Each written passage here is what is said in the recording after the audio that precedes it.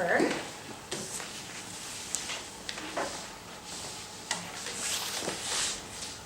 Okay, can you tell us about yourself, like what kind of work you're doing to make Portland better? Let me take some water. So I just finished my dual master's last June from PSU, Master's in Education and Conflict Resolution. And my focus with conflict resolution was peace education. I did my master's work at Boise Elliott School doing a peer mentor bullying prevention program last year, and that was pretty great.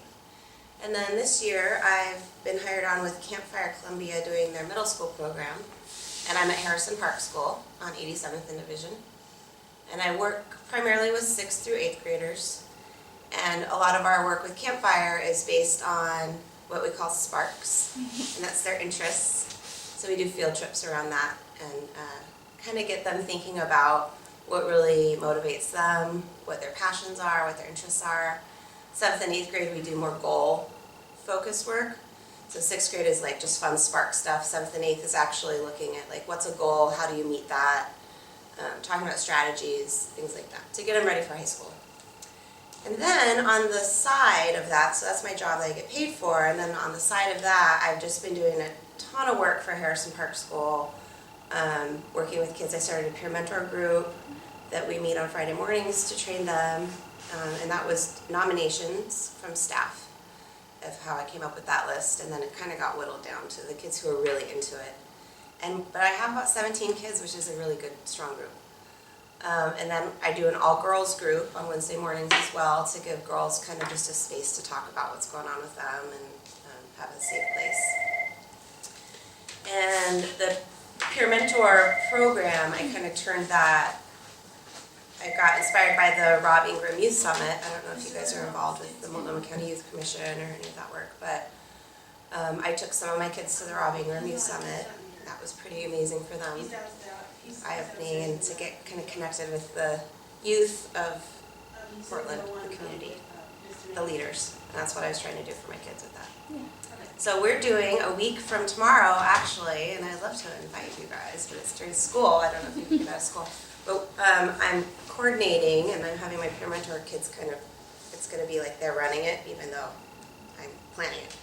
A violence prevention day at the school. So it's going to be from 1 to 3 next week, and all this work I've been doing for the past couple months is just culminating in this. So I've done outreach for all over the community of bringing people into the school to do. We're doing an assembly that's going to be split into guest speakers who are kind of serious, violence prevention, this is real, and then we have some MCs, we have some hip hop dancers, we actually have some break dancers that are kind of going to come in. So it'll be a mixture of like really fun entertainment and then like some really serious adult themed stuff. And then we do breakout groups, just like the Youth Summit was, based around gang and police relations, gang violence, police relations, home and family violence, relationship issues, a girls only group, a boys only group. Then there's going to be a performance piece that goes on, and then one that's like school bullying, violence kind of stuff too. So they'll go into breakout groups, and each one is going to have an action plan. This is like the hope that the students, there will be a couple of students, hopefully from each group, who will bring something out of that breakout group with something like they really want to bring into the school or into the community. And then my role with that is to connect them with the right community group. Hopefully they'll be with them in the breakout group, because I've contacted enough people that hopefully will have that happen where I won't have to do too much work with it, and the kids and the community will just already be connected. And then, like for example, I want to do graffiti cleanup, vandalism versus art by permission. So we're right on 87th and Division. Division gets hit all the time. So if we, and the kids see that, and then that's their neighborhood, and there's like an ownership thing there. So if we can get permission to do a mural over the summer and have, you know, great artists come in and work with the kids with the design and have the kids do it with them, then it'll be theirs. And then do some cleanup too, get rid of some of the people. So that's one example of like the service learning project that I want attached to this. Thank you. Yeah. What is your definition of peace in your best way that you think peace can be created? Well, I think it's a big question because I think that there's different levels of peace. I think that there's looking at like the negative definition of peace, and that's like the absence of violence and the absence of war. But I'm a proactive person, and that's why prevention is my big thing. And that's more what can you bring in to communities, what can you bring into a classroom, anywhere, to bring peace in, instead of just to remove violence and remove war. How can we bring stuff in to create peace? So it's more of the positive definition of peace that I'm looking at, and that's connection, relationships, breaking down barriers, all those things. How does your work contribute to the community, and how does it affect the people in the community? Well, I'd like to hope that I'm bringing people together. A lot of the work that I've seen that's going on in the Northeast communities with the Black community of strength and empowerment and community building has been really inspiring. And then working out here, out in the outer Southeast, I see a strong need for that. And so that's a lot of the outreach I've done, is to bring that sense of empowerment and community into this area, specifically Monteville. So that, I think, hopefully that'll work. I want to try to get a block party going for the community this summer that's not school related, just for the community to have that sense of this is our neighborhood, we are all in this together. But also a sense of like we're all Portland.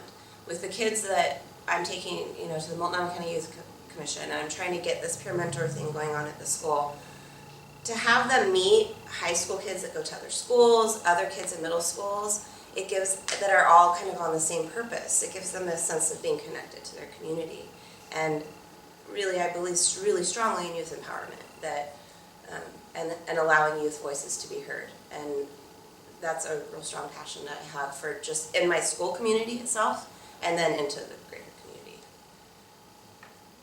community. Through your work, what challenges have you faced, or risks, and what have you done to get past them? There's challenges every day. The community that I work with faces a lot of challenges of its own. And it can sometimes feel overwhelming that, like, what good is this doing? So that's one level. The way I've overcome that is just so simple because of the love I have for the kids and the families that I work with. And there's just nothing that can compare to that connection and those relationships. And seeing the appreciation and the growth that happens from believing in them and giving them opportunities. Other challenges, public schools are tough, and it's hard to get past some things that are just set in stone about public schools, about how teachers treat students, how students treat each other, like bullying stuff and just nonviolent communication. A lot of time, and restorative justice, a lot of times those things don't sound so great to staff because they think that they have to take on new roles, when really it will make their lives easier. And so it's really just a lot of patience and really knowing that, like, it's about planting seeds, and it might not be immediate, but it'll help. What made you want to dedicate your life to this? I think a lot of it is personal. I was more of an alternative student myself, and I didn't have the greatest experience with public education.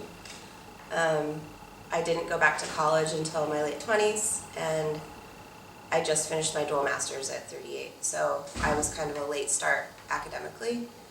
And my passion for it has always been there, but now it's gotten really narrowed down and specific about exactly what I feel like my skills are and what I can really do. And it's just grown naturally. I don't know if there's necessarily a perfect way to answer that, other than I just think that that's kind of how paths lay out for us in our lives, of what we're meant to do. If you could nominate anyone else for this Peace Prize, who would it be and why?